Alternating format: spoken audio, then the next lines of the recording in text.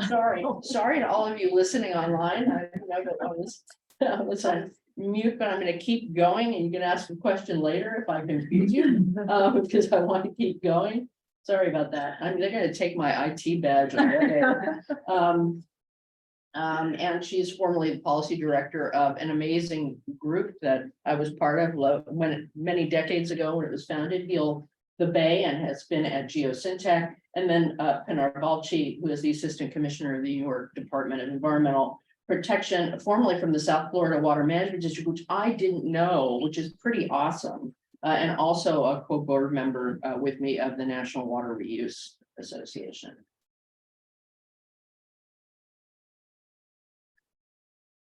Okay, now it's decided it doesn't want to work anymore. It's a good thing we don't have 8 or 12 panelists like a lot of the other panels. And that we all know each other. Okay, so yeah, use the down button instead. Okay, that's maybe do that. I can do it. All right, as I said, audaciously grand visions and now in the process of implementation, things that will take a decade or two to actually see through. LA, the key thing is climate adaptation in a water scarce region. 3 key players there: the Metropolitan Water District of Southern California, which is the largest wholesale water agency in the nation, serves 19 to 20 million people, bringing water from the Colorado River aqueduct, which it built, it was formed to build, and the Sierras via the State Water Project. The city of Los Angeles, which is famous for the Owens Valley Aqueduct. Anyone who's seen Chinatown thinks they know all about LA water, and they don't.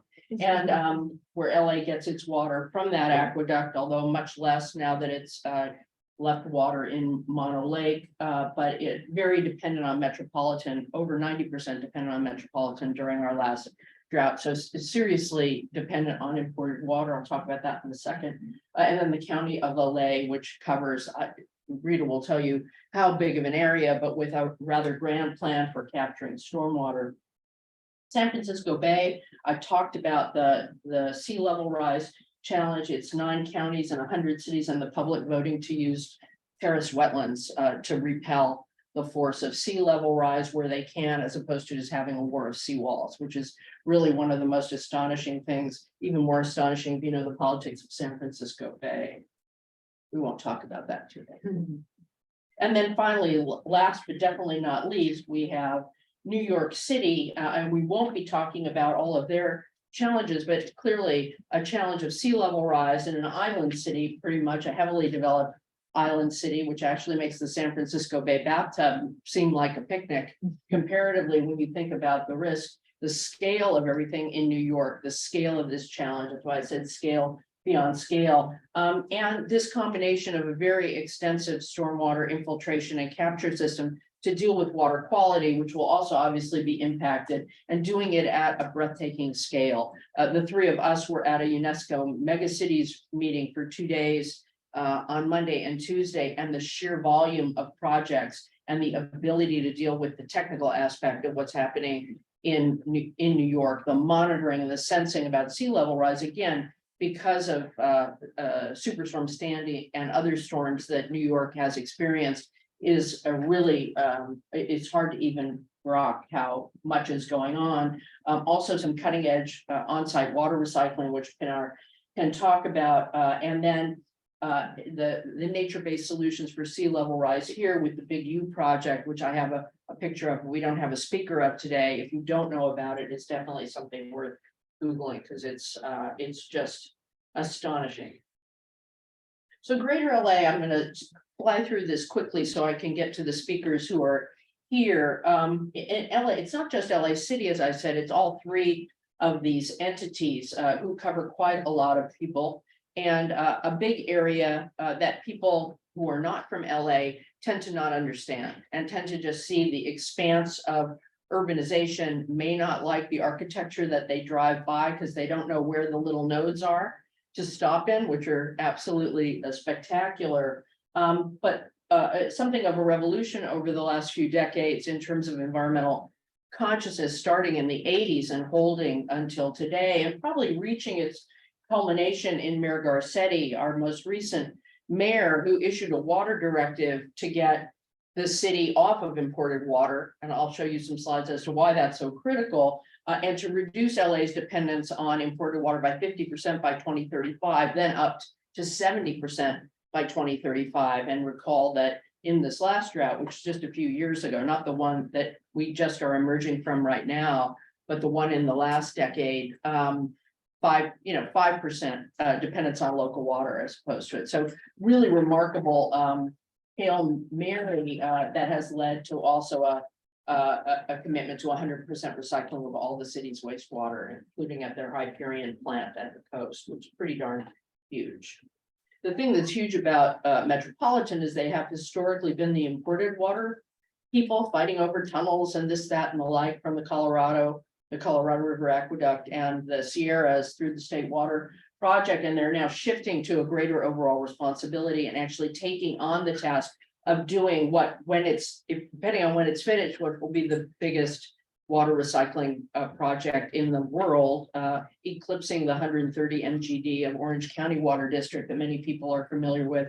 Met will be at 150 MGD. And then when the city of LA's project at Hyperion is done, will be 214 MGD. So you will have the three largest recycled water projects in the world, all in Los Angeles, which is part of what makes it the epicenter of climate adaptation in a water scarce region. And just as the underground is being transformed, the above ground will be transformed through the projects that Rita will be talking about. Okay, I've said this. I'll talk about a little bit about climate change. I'll just simply say that as fragmented as many communities are in the recent past, I want to say the last 5 years or so, every year, once or twice a year, all of the water agencies, the public works agencies, the drinking water agencies, the wastewater agencies come together and do a yearly charrette. That's not just about what they're doing right now, but sort of aiming high for the future, where they're even talking about integrating their stormwater systems in telemetry and the like to figure out where to capture those big flushes of water that we get occasionally and get it either into storage tanks, get it down to the treatment plant to augment recycled water, or spread it in spreading basin. I'm going fast on this. You've seen this, the numbers. And then again, just so you know, the problem in California, heavy dependence on imported water, modern California, and particularly Southern California, not possible without these massive systems. But very vulnerable. So over half of the California population gets its water from hundreds of miles away through a series of canals, the green ones being Colorado Aqueduct on the bottom, the Owens Valley Aqueduct, the LA Aqueduct in that curve in the middle of the State Water Project coming down in the orange. All very much subject to potential disruption from climate change, from earthquakes, and from increasing environmental regulation, some of which I'm responsible for. And here is the nightmare scenario that is the wake-up call. There's a different wake-up call in each of these communities. And this is just one picture of many I could show you of the difference between a dry year and a wet year and a cold year in California. Why does it matter except for skiers? It matters because fully 1/3 of the storage of the state of California is in that snowpack. And that extensive system of canals I showed you, which makes modern California possible, is dependent on snowpack for fully 30%. We're on a race, and another panel on a race to get more water into the groundwater basins in the Central Valley, because they're the only thing large enough to compensate for the loss of snowpack. But just a few degrees temperature rise, you get more rain rather than snow, more flooding in the spring, and less storage. So the conflicts and the water wars you hear about in California will seem like a picnic compared to what's to come. And that was a bell that was rung at the state level in the last decade during the Brown administration, and something that the LA area agencies are really kicking into gear. These are just some of the things we did at the state level. I won't go through them, but happy to talk about them in the break. And then again, I've talked about the metropolitan system, this Colorado River you've all been reading about nearing Deadpool. That has cushioned and all the periodic droughts that come from the Sierra system. But after 23 years of drought, we're at the end of the line of the cushion from the Colorado. And so the threat to Southern California is terrible. And climate change just means we'll have more frequent and drier dries. The estimates are that Colorado River reservoirs will never be. I am not trying to do that. Sorry. Okay. And so this is just some slides on the pure water system that they're doing at 150 MGD. Okay, I'm gonna move in, and here's a map of how extraordinary the scope is. This is many, many miles going from the coast where it's LA, it's metropolitan along with the LA County sanitation districts. And it goes, I don't even know how many miles, but all the way into the San Gabriel Valley, but that's not the whole of it. They also have agreements with Las Vegas to help fund the project in exchange for Colorado River water directly, and are talking with Phoenix and Arizona as well. So breathtaking scope of the project. LA, I've talked about a bit, again, some of the same dependence, but the difference in water supply now versus what the plan is for 2035, a mix of conservation, which we're not talking about today, but also very impressive in the greater LA area, water recycling, stormwater capture, groundwater recharge, including the cleanup of contaminated basins. Also amazing scope, both of them hoping to go to direct potable reuse off into the future, and increasing remediation of contaminated basins and recharge. And this is just a slide as a teaser for you about an economic study that'll be coming out in a couple of months, where UCLA researchers have been working on estimating the cost of the economic disruption and the cost of that disruption with an interruption of imported water supplies, as opposed to calculating per acre foot. Thinking about the cost of recycled water compared to imported water, it looks really expensive. If you compare it to what happens if you don't have it, a bargain. And with that, I'm going to turn it to you. Sorry if I went too fast for that.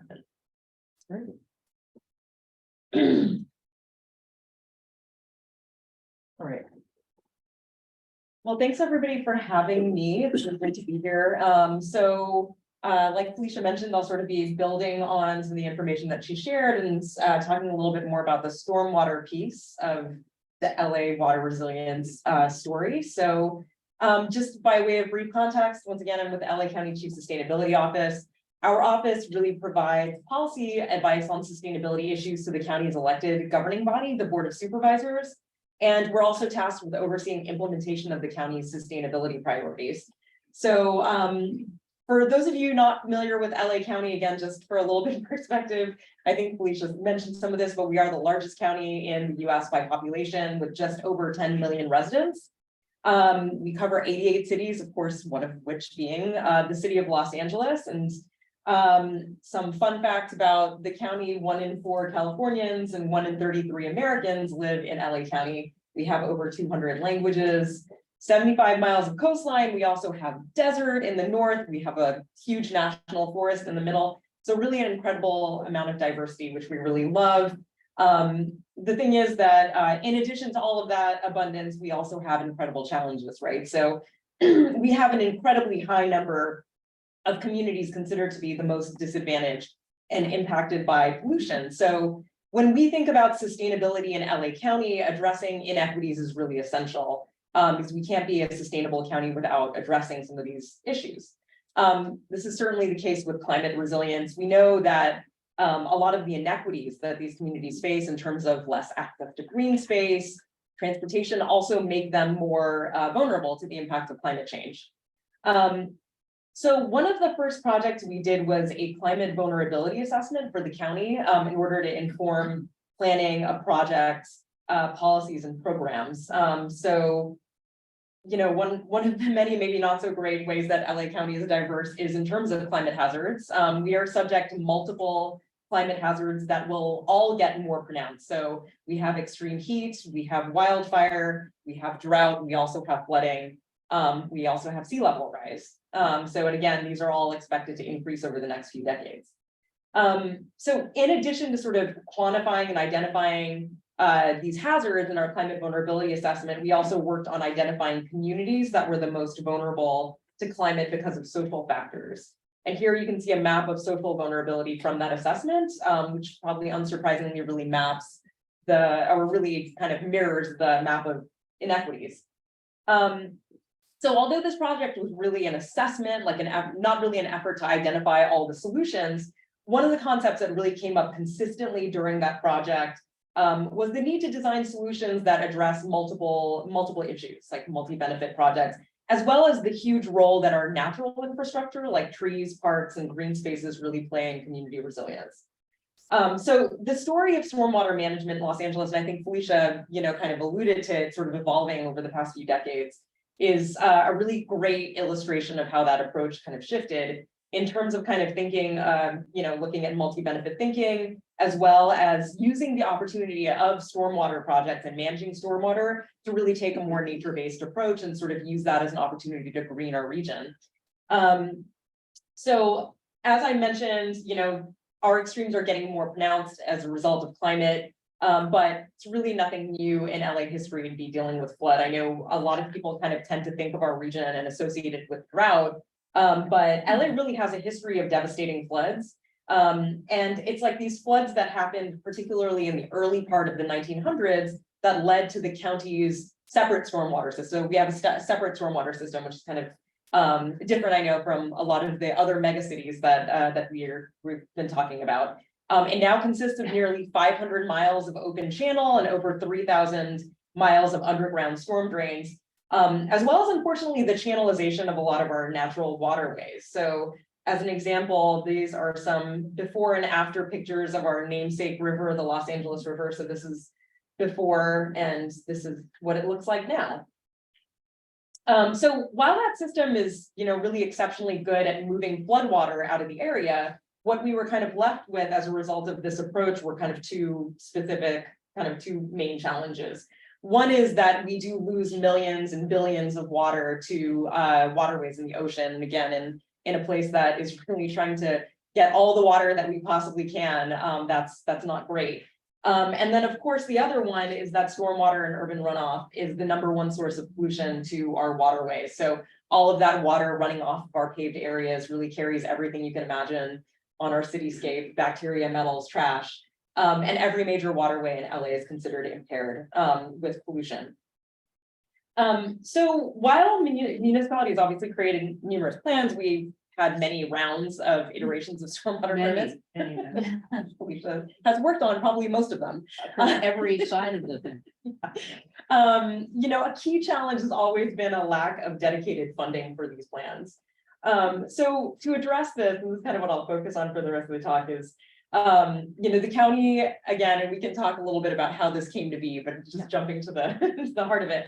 We developed the Safe Clean Water Program, which was funded by Measure W, which is a ballot measure that was approved by voters in 2018.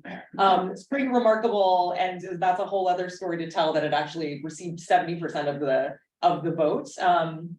It needed at least 2/3 just because of laws in California around passing a tax measure, but it got 70%, which was pretty amazing. It consists of a 2.5-cent parcel tax on impermeable area. And it was really designed in a way to incentivize multi-benefit projects, which is actually in line with kind of our latest stormwater permits as well. So again, just moving away from that 20th century approach and of addressing only one problem and trying to shift to a more multi-benefit approach. Water quality, but also increasing water supply was a really key goal of this project, and also providing community benefits like urban greening, recreation, and habitat space.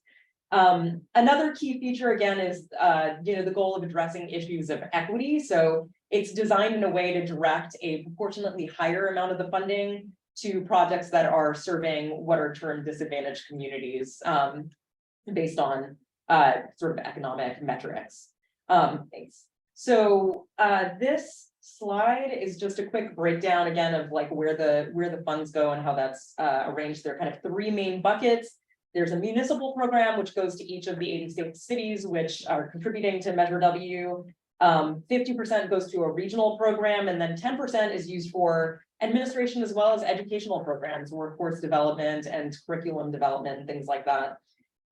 In terms of the regional funding, it's further split by watershed, with each watershed overseen by a watershed area steering committee. This is again a way to kind of try to get at that sort of procedural equity of like trying to incorporate the voices of different stakeholders. So it's consists of appointed members, including municipal staff, of course, water agencies, but also local nonprofits and community appointees as well.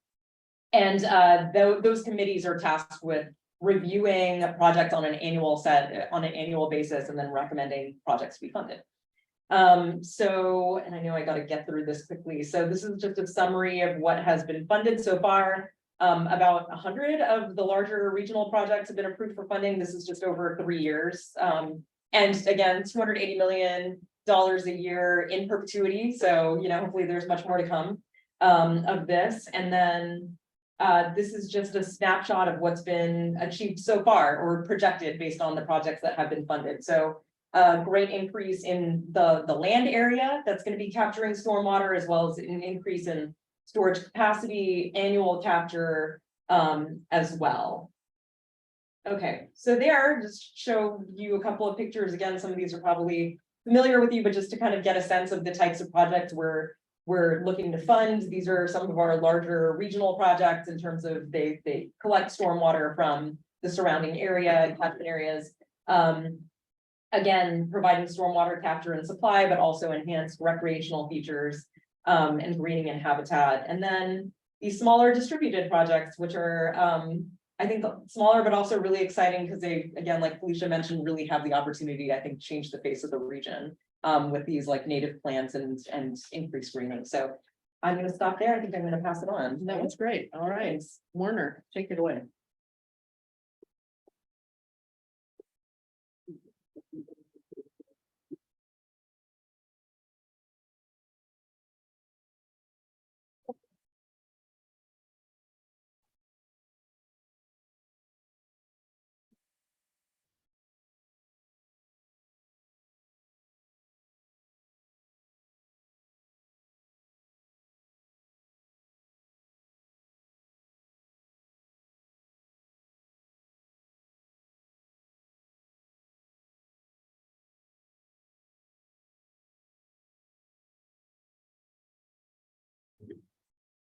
First, I do want to thank TNC. I think you've done a great job pulling together a lot of people. It's been wonderful to meet as many people. I think at these conferences, these presentations are good. They're conversation starters, but the real benefit of this is our ability to meet everybody and kind of expand our network of activists and leaders.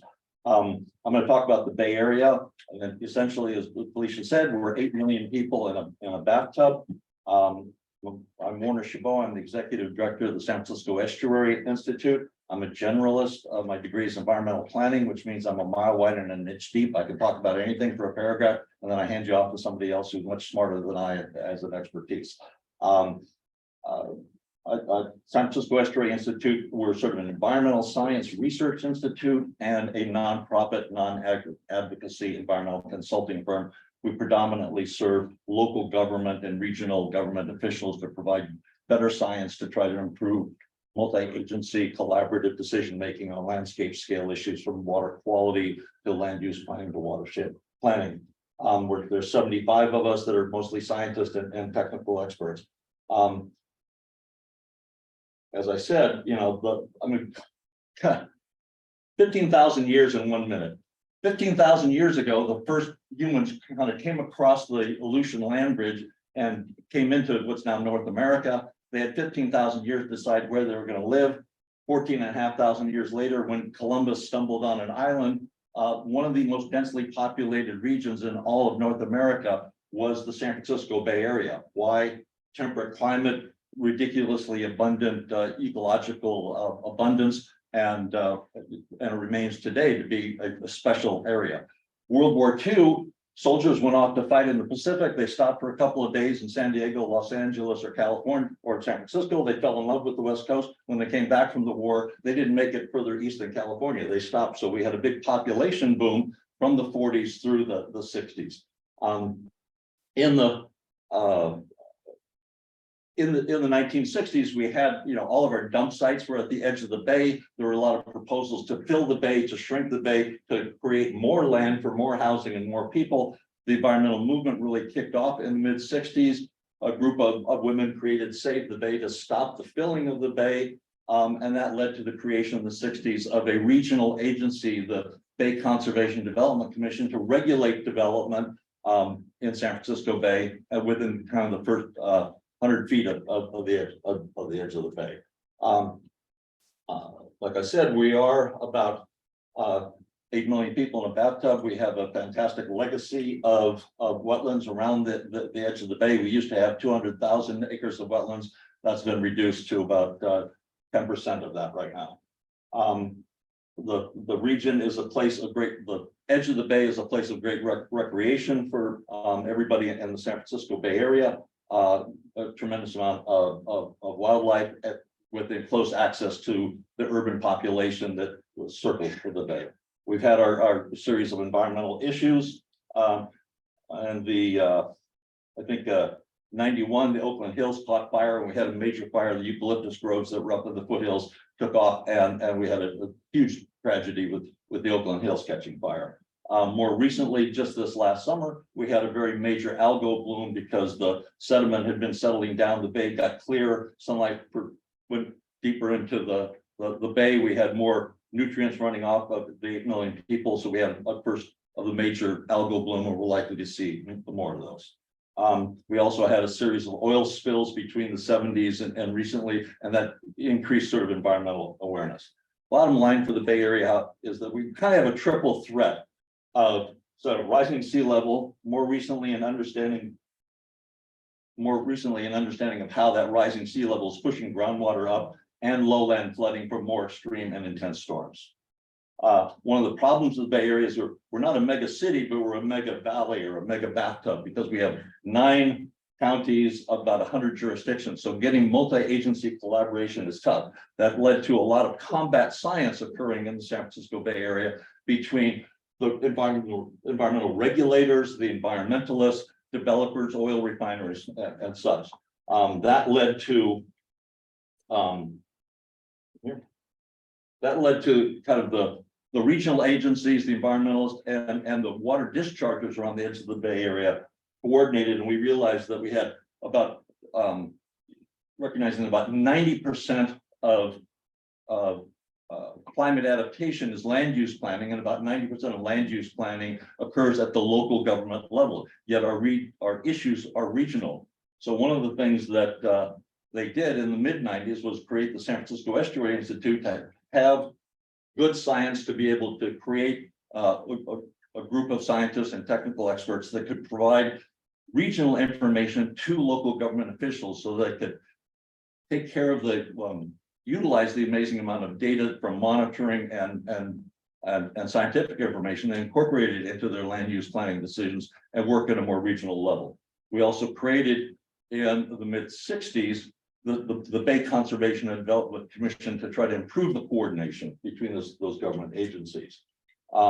In 1999, we looked at wetlands around the edge of the bay, and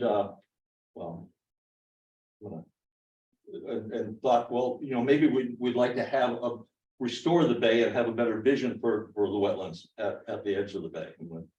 We also realized that for sea level rise, we had about a 15-year period between now and mid 2035, when sea level rise we expect to accelerate dramatically. So we realized if we were going to try to take the wetlands at the edge of the bay, which used to be about 200,000, and now we're down to about 30,000. We've lost about 85% of them. We needed to really focus on restoring the wetlands at the edge of the bay. So we produced the community scientists and local government leaders produced a report in 1999 that set bayland goals for protecting the edge of the bay. That led to here's what they look like in 1800, here's what they look like now, and here's the vision of what they could be in a few years if we did the right thing.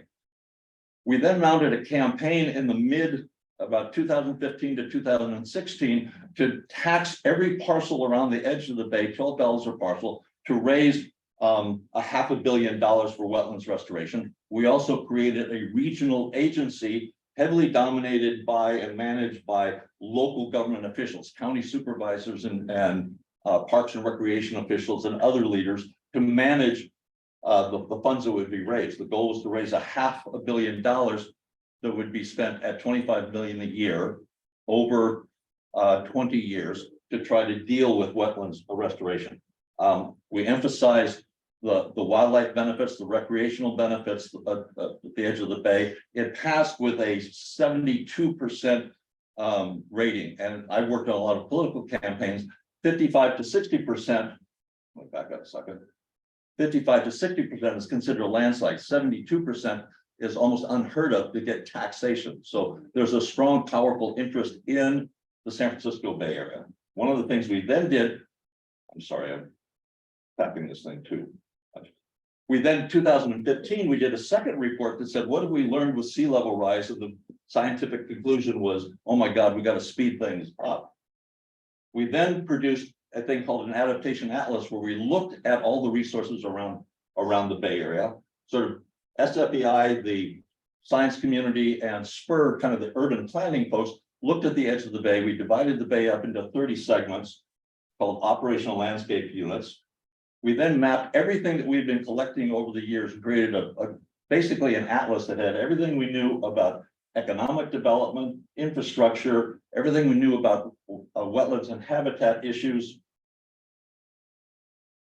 Put it in one large document, and then we did a nature-based solutions approach for each of these 30 segments. We said, what's necessary to do nature-based solutions for each one of these 30 segments? We created a chart that laid this out.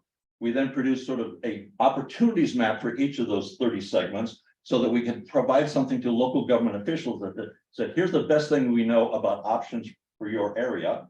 We have future efforts that we're going to go forward looking at wetlands restoration, sediment availability to restore the wetlands. And I have one copy of the report here that you can look at. I'll auction it off later for a nonprofit that raise money. No, but the bottom line is, I think between the government agencies, the environmental groups, and the business community, there's been a tremendous amount of leadership and collaboration to think about what are we going to do regionally, strategically. Next week, we're going to issue a report that points out that in order to restore the infrastructure around the edge of the bay, we're going to need to come up with about $100 billion to deal with this. So I think that we've laid a foundation for good collaboration, but the stakes have gone much higher. So we have pretty significant issues ahead of us, but I think a good foundation. Thanks, Warren. All right. Pinar. Take this call. All right, okay, well, Alicia is pulling the flights. Good morning, everyone. I'm Pinar Balsby, for those who may came in late. I'm with the New York City Department of Environmental Protection. We are a water, wastewater utility, and if you are a New Yorker, drink that water. We provide it every day to our 9 million residents, and we do also treat the wastewater at our 14 plants, which you don't see if you are in Manhattan, but I encourage you, if you're in the city for a short time, please, please, please go to Brooklyn and Queens. Many people avoid those areas. They are the beautiful boroughs, and we are proud actually to implement some of our stormwater management in those neighborhoods, which I'm going to be talking about today. So, sorry, I think it started at the end of my presentation, but what I'm going to be talking about today is our newest addition to our flooding portfolio, which I call it Green Infrastructure 2.0. And the topic may be familiar for some of you. We honestly stole it from City of Copenhagen. They do have a very robust cloudburst management program. We started working with them under an MOU in 2015, and it took us 7 years to get where we are today. And I'll be sharing what we are going to be implementing in the upcoming years in terms of design and construction of the portfolio. But before that, take you back to East Coast. This is the amount of rainfall we get. So we are very water rich. And it is actually blessing and a curse at the same time, because our city, as you see, it's a concrete city. We are 72% impervious. Don't get fooled by Central Park, but we are, we have a large impervious acres. And as you can imagine, when it rains hard within an hour during those peak flows. Our system, it cannot accommodate all that flow, right? We are an old city, 60% CSO, 40% separated. So during those high flows, a lot of areas in Queens, Brooklyn, and Bronx do get flooded because they have a sewer capacity less than the 5-year design storm. So for those who were here in 2021, we all experienced this unfortunate event. But you know, the Ida wasn't an eye opener for us. If you are again living in one of those boroughs, particularly Queens, which I am, I should have checked the sewer system before I moved. But you know, we do get every time those peak flows happen more than 1.75 inch per hour, Queens residents do get flooded. So it is a big issue, and those are the neighborhoods indeed are very socially vulnerable. As you get out of the city and go to those neighborhoods, you see the neighborhood changes. So what are we doing, right? What are we doing then to handle that? In addition to increasing our sewer capacity and, you know, moving some of those 1-year sewers to the 5-year, upgrading them, we are looking at this wonderful distributed infrastructure, which we call it the infrastructure. It is, and many of you know, we've been competing with City of Philadelphia for many, many years, but I can say it now out loud and very proud, we exceeded them. And we implemented 11,000 assets. Again, if you visit Brooklyn, Queens, you're gonna see those assets distributed, mostly utilizing our right of way. And we are the first and only city that we are gonna be relying on porous panels, replacing our asphalt on the street level and converting that asphalt to more of a sponge street. So that is a new technology we've been testing for 5 years now, and we are happy to implement it. It's going to be 300,000 linear foot of implementation upcoming, particularly in Bronx. So how is this cloudburst different than what we are doing, right? We've been managing the rainfall with our distributed grid infrastructure for 1 inch of the rainfall. That was our design. With the 2.0 approach, we are upping that design standard to 2.3 inch per hour, which is our future climate that we expect to see today. If you convert that 2.3 inch, it's the future 10-year storm, but today's 25-year storm. So that is very big, and that's why we don't want to build it for today. We want to really build this infrastructure for tomorrow. So the next generation, when I'm gone, they can thank us because those neighborhoods are going to be less prone to flooding. So the principles are absorption, right, storage, and also move the water fast enough to the areas where we can store them. And you know what we had to go through is this very robust framework. We had to identify where we can build them, aggregated infrastructure, which neighborhoods, which are the ones that we can pick.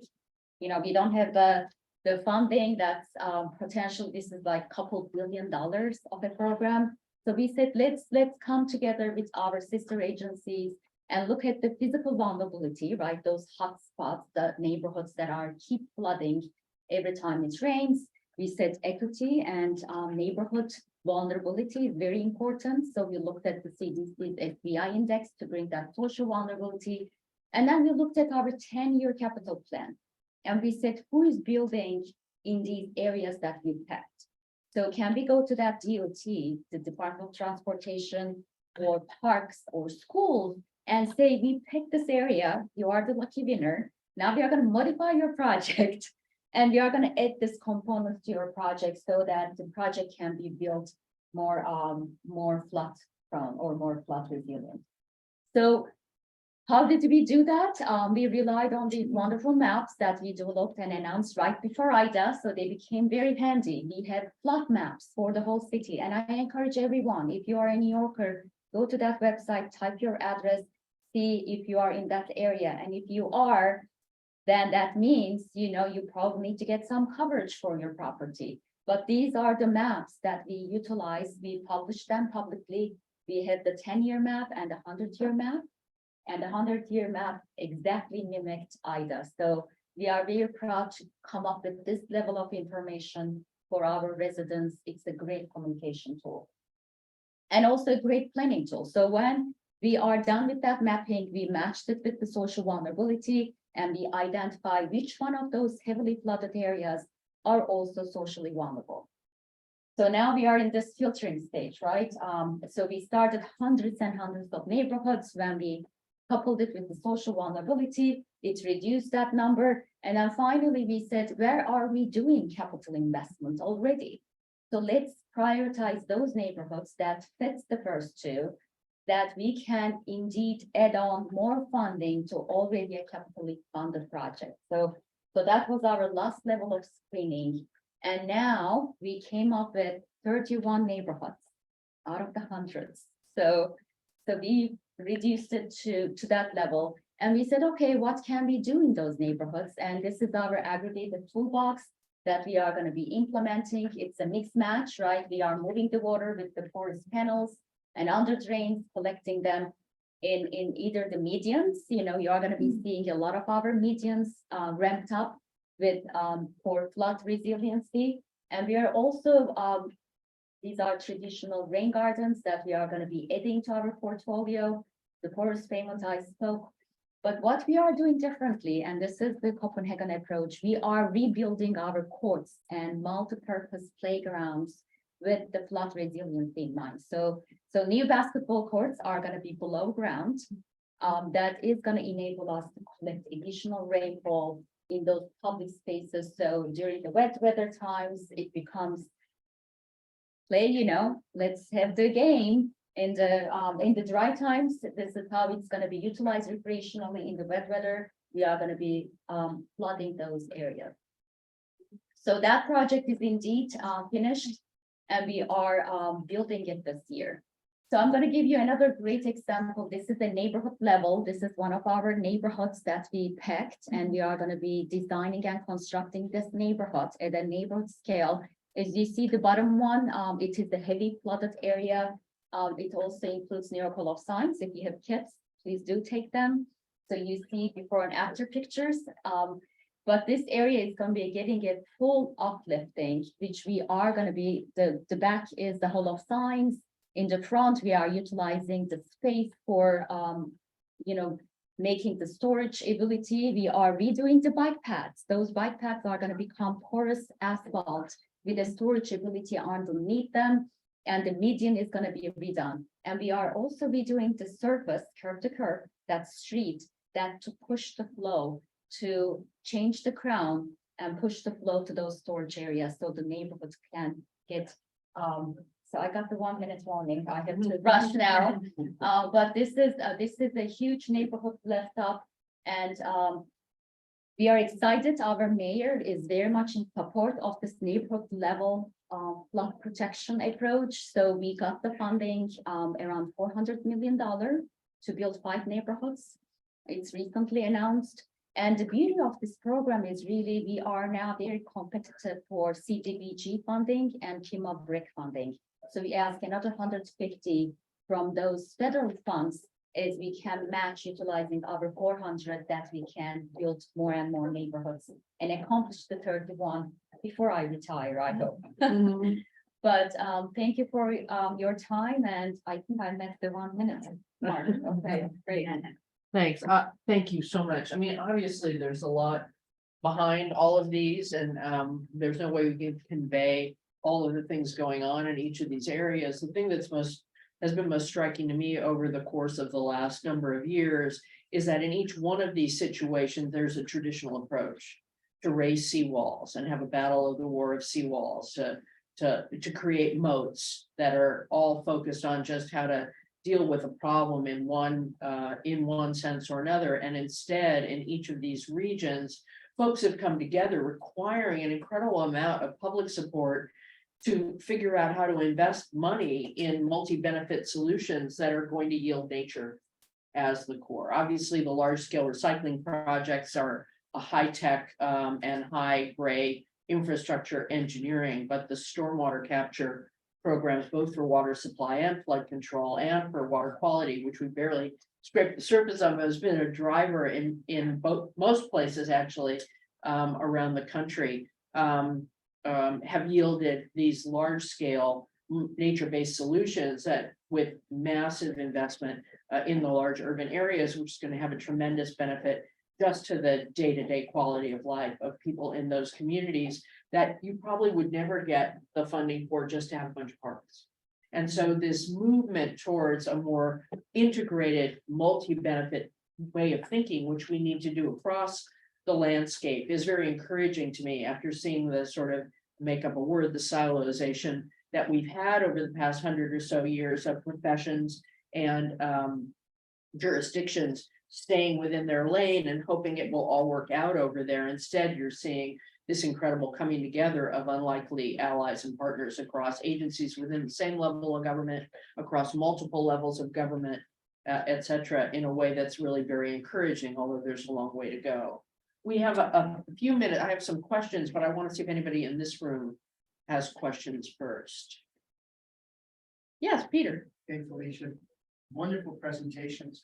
Can you, all of you, talk a little bit about the balance between the services that these upgrades provide to the individual residents versus the services they're providing to the city? And like in the case of New York, the obligation that you have to meet in terms of reducing CSO. How do you balance that? And then also, you have the capital cost. How do you deal with the maintenance over time? Two good questions. Go I ahead. can take the first one. That's a great question, and I think that made us to think, right? When we build for one problem, which is the flooding now, can we use that solution to meet our end of the pipe goals, which is, many of you may or may not know, but we are discharging 20 billion gallons a year of CSO every year. So we are under consent decree. So when we currently we are changing our consent decree or modifying it to cover the definition of green infrastructure to include cloud burst management. And our state agreed with that. So we are taking the credits, whatever we are gonna store in terms of that 2.3-inch design, we are gonna count it towards our CSO program milestones to meet it. So that was the first, but the state said, yes, from now on, you can take that credit and count it towards your CSO volumetric control. And the design we are doing is building upon that CSO design. So it is really meeting the two goals in one shot. And then on the maintenance, I got this Christmas gift from our operational folks. The green infrastructure maintenance is yours now. Since you are designing and building, why can't you just get the deliver too, right? So it happened last year. We got a group of 150, but presently or existing staff was 22 for the 11,000 assets we built. Yeah. So that is what I agreed and talk and build up the team every day. But in my mind, the maintenance shall not be seen as a half glass full. In my opinion, if you look at this maintenance, because this infrastructure has to be built for 20-25 years, right? That's the life cycle that we justify for our OMD.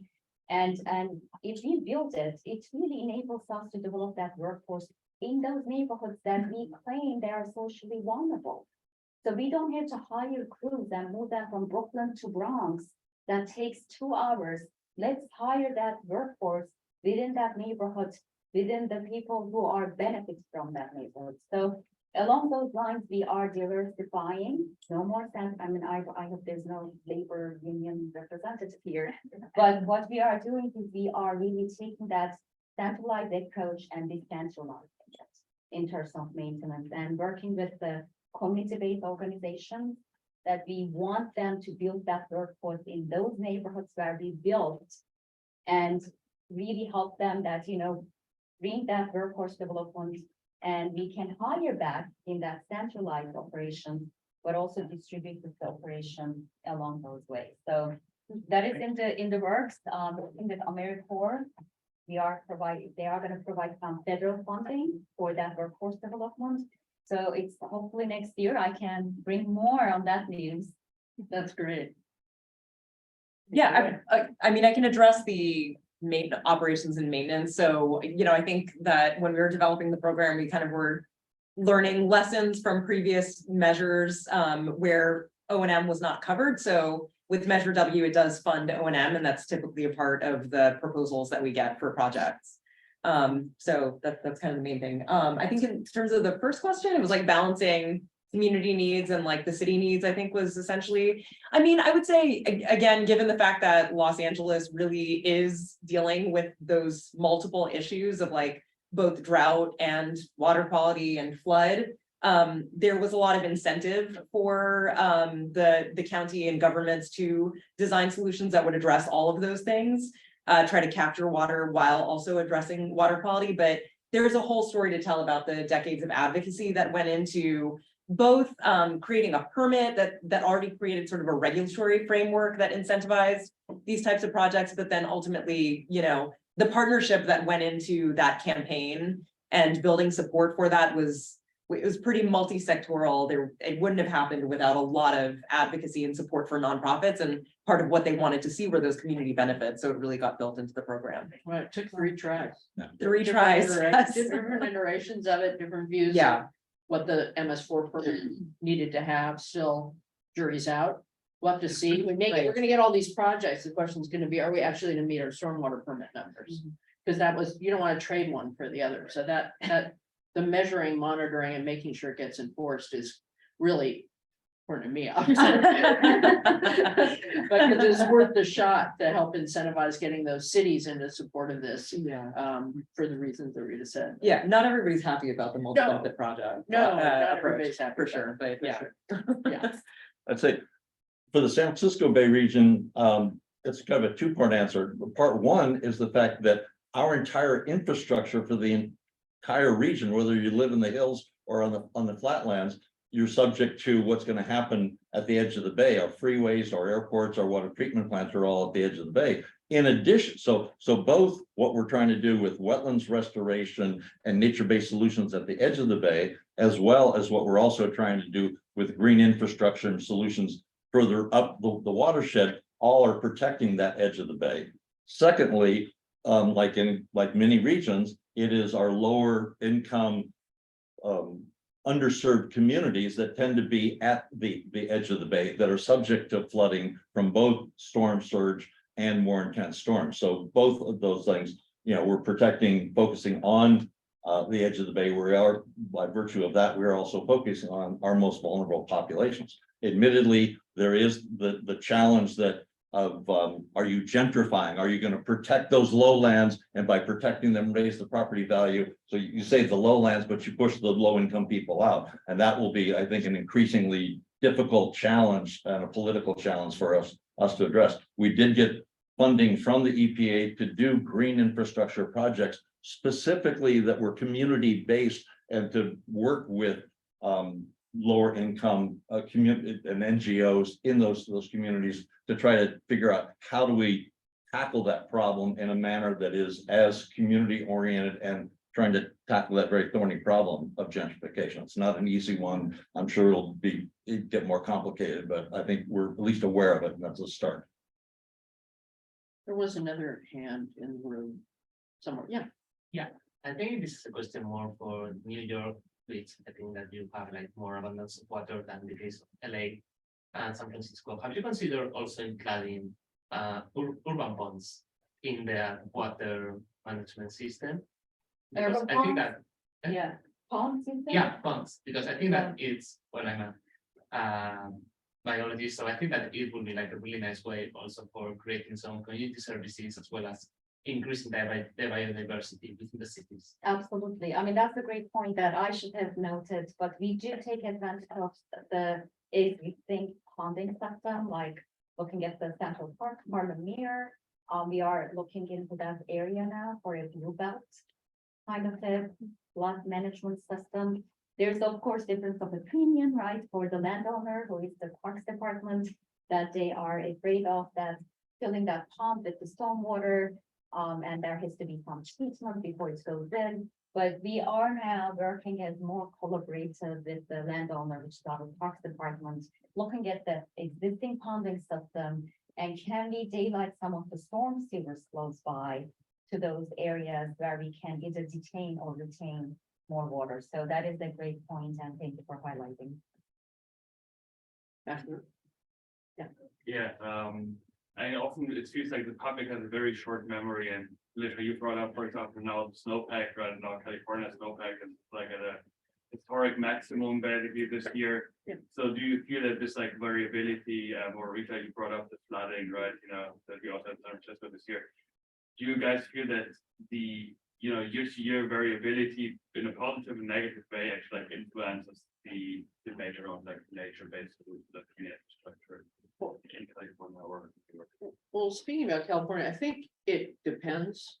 I mean, I'll give you a story. I tend to be a glass half full person because I think it's a better way to live and it's a better way to lead if you have an opportunity to lead. And I have a lot of faith in the public if given the information, which frequently politicians and agency people don't do. They hoard information. And I think when you give the public the information as best you can in an intelligible form and in a repeat form, they do better than agency people, in my experience. I have baggage here in California, where I'll give you an example. In that last drought where I was chair of the water board, Governor Brown, to deal with this nightmare, this what we thought would be 30 years from now.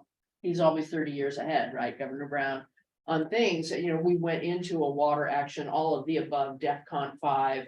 Everything from conservation first and foremost through recycling and stormwater capture, desal in the appropriate circumstance. We all argue about the appropriate circumstance. That's another issue. And floodplain management, so, the whole shebang, safe drinking water for underserved communities. I mean, everything in one place, which was very important to break down the is so, is not, you're a jerk, no, I'm not level of discourse that we had in California, where we'd argue about the one thing, and it's not one thing, it's everything to deal with this common freight train of pain, where we're focusing on hangnails, in front of us. Very, very important. But when he did the urban conservation mandatory rules, first time that had happened in the country, the outrage from water agencies was extraordinary. The impact, the disruptive impact on them was real because many of their budgets were based on selling water. And they thought they were doing fine, but they were taking a 3 to 5 year view, because that's what we had seen for the last 100 years, even though the geophysical record showed we'd had 40-year and 400-year droughts. And so that it was kind of a nightmare to look at. And he decided he'd rather have them pissed off at them in the short run, and they were, although they were more pissed off at me than at him, than to have the public furious if we were in a 10-year drought like Australia experienced, and we had let them waste all this water on their lawns. And we knew, because 50% of urban water use, depending where you are, is used on outdoor ornamental landscaping, that if we did 25%, we could probably meet it just by cutting the lawns. Not losing them entirely, they're hard to kill, but letting them go brown. We knew we could get there, but it was a big stretch. And I argued against that number, I'll be honest, but we made it 24% of the public. And we did it by sharing strategically, sharing information every month, sharing the data on how every large community was doing so people could see and compare themselves with whichever community they could relate to. And the bottom line was they only lost, after the floods that came in 2017 and multiple wet years, they still retained 2/3. So that's good. Your question is 250% of average snowpack and the floods we've had and the floods to come, if we get a warm rain, may have a different impact. But I think once the public learns that they don't need to waste water, they stop. But you have to have agencies continuing to reinforce that. You had in that same drought, you had Metropolitan putting out $400 million in lawn rebates, snapped up in an instant, another 100 million from the other agencies in Southern California. Losing the lawns is absolutely our best way to survive that freight train of pain that's coming at us, and that and leaks and the other thing. So public, again, I actually believe that if you share info with the public creatively and repeatedly, they want to know it way more than a lot of the agencies want them to know it. But that's my bias. Can I just add one thing to that, which is I do think I think the public is getting it, that we're in a whiplash. We're the pendulum is swinging much faster than it did before. Secondly, and this comes from years of working in politics, and I think journalists are the most powerful megaphone that you have, and the degree to which you can make the information available to journalists and get it out there. They're hungry for it and to make it easy. I think Felicia's being modest because the governor was smart enough that he empowered her to, New York Times would call Governor Brown and say, why are you calling me? Talk to Felicia. And Felicia would talk to journalists but she would use very common language, Yogi Berra quotes, Star Trek analogies, sports analogies, hockey analogies, and people would get it. And the public responded overwhelmingly, and the public put the pressure on the water agency. So I think between getting information out, complex information, making it easy for journalists to digest, they are hungry for this, and they are your best megaphone to help educate and inform the public so that you sort of democratize environmental stewardship. Great. Another two more questions and then we'll close. There's a bell in front. With the atmospheric rivers, the whole focus has changed from being one strictly of route management and water supply to the sort of flood drought sort of paradigm. And now that we see there's sort of more of a focus on flood as much as there is on drought, what are you doing, or how does your mindset change in terms of how you're going to adapt to climate variable and intense rainfalls, since most of everything that's been built has already failed? There's a lot in that question. Yes, there is. But I'll I haven't even finished it. So why isn't the proposition W focusing almost strictly on the majority of impermeable surface in the area, which is residential property rooftops? Interesting question. I mean, there's been a lot of work. I mean, Rita can talk, there's been a lot of work in LA County to retrofit whole communities like Elmer Avenue, et cetera, with capturing what runs off the roof. There's that too. Yeah, there is. I mean, the residential piece is a big challenge, right? Because it's, I think the way agencies see it is it's difficult to manage and monitor and make sure that whatever is put in is maintained in a way that actually makes it.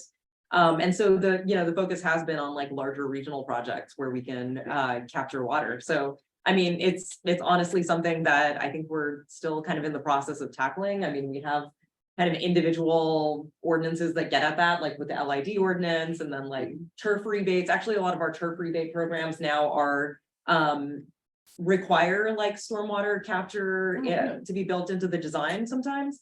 It's an ongoing challenge, right? And it's going to take a really long time to start really shifting the landscape overall, but there's thinking around it, but it doesn't happen overnight. So Miragar said he's a commitment to extend property-based rain harvesting.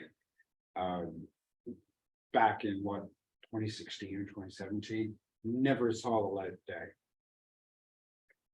Can I add to that? I mean, that is I agree that there is a large, like in New York City, there is a lot of residential properties for our account owners, right? Yeah. And when you look at the average impervious in those single family homes in New York City, and I think it might be relevant, this number is around 2,000 square foot. That is the average imperviousness, including the rooftop, for a single family home, median number in New York City. And out of the 800,000 accounts, around 600 of those are single family homeowners. So if you were to implement a stormwater fee and look at that contribution from single versus multifamily, you can easily argue that 2,000 times 600,000 accounts are the largest contributor of the runoff, right? That you can make that it's versus the multifamily, which you can justify a stormwater fee. But if you go to those homes, and that's why I encourage you, go to those homes that you see in Brooklyn and Queens, there's much you can harvest in that lot. It's the drive path, a home, and a little backyard. So where are you going to put in an ultra urban city and tell the the residents, which some of them and most of them are in socially vulnerable areas, and comment, because these are not mansions we are talking about. These are like townhomes next to each other, right? So in my mind, I think there has to be a balance, a regional neighborhood level versus the single family home level. Because what it comes out of that is the city who administer that program needs to be inspecting those properties, right? Because you have to have an oversight. If you are It's being regulating, done it's being done in DC very well. but it's DC's, it's 5,000 square foot, not 2,000.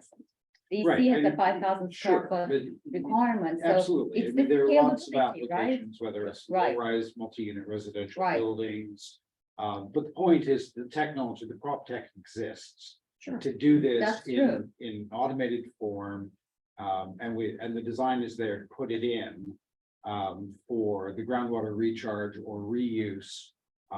Either within the envelope or exterior to the envelope as necessary. But the point is that with greater than 47% of the gross impermeable area of every city. On average, residential rooftops, you don't have to either or it, but it always gets excluded. In the rare instances where it's not excluded, places such as DC. Seattle is looking to upgrade their program. Polykio is looking to upgrade her program as well. It's that last realm. And, there's a DBFOM or a CBP3 structure that you could take that would overcome the complaint about what you're going to be facing. Yeah, I mean, I in agree terms that of the going sizing is important, right? What is that sweet spot? To Right, be sweet able spot. to. Felicia, I want to get to it. Right. go ahead. I'm moderating. My husband, sorry. Yeah. No, thank Got you. put in its place. Yeah. right. No, thank you for being here, Warner. Thank you for that. Huge issue, and I would say both and then it doesn't surprise me that from having been a public works director, you're gonna prioritize some of the bigger ones that you can control first. Eventually, we're gonna get to all of it and everybody will be happier and the places that are the leading edge. Singapore are is great. doing 3 it. minutes left, so I'm gonna let this, Singapore is doing it. yeah. Well, yeah, and that's an obvious. Okay, that's the next panel. Yeah. We'll do this the next panel. I was asking for your comments or experience related to changing to mindset. The one is from central, I'll take care of the water Yeah, business to right. the Right. Look, green yeah. infrastructure. Let's get involved with the community. So if there has been any experience, what is your experience with that? And then the other one, another change in paradigm, which is that we're in a drought. We have to be prepared for a drought. So basically, we're in good years of a drought when it rains. Mhm. We're in bad years of the drought when we don't have any water, but it is always a drought and the flood the same. Mhm. We are in the good years to get prepared for the floods. Mhm. And we're living the flood. So your experiences in both of those changes of paradigm. Well, I'll let my panelists answer first. I would just say, we can walk, talk, and chew gum at the same time. And the public is capable of understanding that you have to prepare for droughts and floods at the same time. And the real key is getting water into groundwater, whether it's in the Central Valley, which I could talk about all day, or in the urban arena so that we have it for the droughts. And so that's where these projects become very important. And it's key to not overdraw our groundwater basins in our regular day-to-day usage, but save it for drought. Okay, 1 minute left, quick lightning round answers, comments. It's, although I like Felicia's point about glass half full, I just want to point out that that whipsaw is increasing and the cost is going to be dramatic. Like San Francisco Bay Area, we're going to do a report in about a month that's going to say to deal with all the necessary infrastructure improvements that we think we need to make, it's probably going to be about $100 billion. There's 8 million people, so that's, say 3 million houses. That's $33,000 per household, whether or not you're putting rain gardens or impermeable surface or cisterns or whatever. But the need for leadership from mayors, city councilmen, county supervisors is going to be extraordinary because the cost of doing the infrastructure improvements is going to be dramatic. And that's where like mega cities like New York and Los Angeles, where you have a large number of, the ability to do something big, are going to continue to be the leaders. Thank you, and thank you for kind of getting to the question I was going to ask if there was time about the need for political leadership. Yeah, I guess I can talk about the shift from central to community. I mean, again, I think that a lot of that came from advocacy. Like we just have a very strong group of advocates who are very engaged around stormwater quality for a long time, but also just building out a larger coalition that's interested in climate resilience and public health and, active transportation, like just really kind of thinking about things in a comprehensive way that we're able to kind of shift that narrative into these, like we said, there are certainly agencies that are not happy about that shift. They would much rather be able to focus on large centralized projects that just, get them into compliance and with the stormwater permit and that's it. But, I think it's happened through years of advocacy, keep working that. Yeah, I'm gonna agree with that. In New York City, we do have this 20 billion gallon problem with the CSOs, and 2.5 billion is gonna come from the gray, the centralized large tanks and tunnels. And our green, the distributed, is gonna provide 1.67 on top of that. So, I think it's not either or, because to be put together, we always talk about the blue-green approaches. So a lot of us are looking at integration between those approaches. And going back to Warner's point, affordability is gonna be the key to keep promoting these ideas. Who's gonna pay, how much are people willing to pay, and what they wanna agree to pay on their water bills, right? Our current program is 2 billion a year, but for us to do it, it has to become 4 billion a year. So doubling the water bills, and are people really willing to make that payment? And how we can communicate that to take that billing. I just want to make one 2 sentence point, which is all politics tends to be either hope or fear. And so the people that are at this conference are experts at providing hope and providing the concepts that give people a sense of what the future can be. So I think our job is to figure out how do we communicate hope and a vision for the future dealing with these challenges. And I think these are the people at this conference that are excellent at doing that. Thank you all for coming, and look forward to the conversations to come.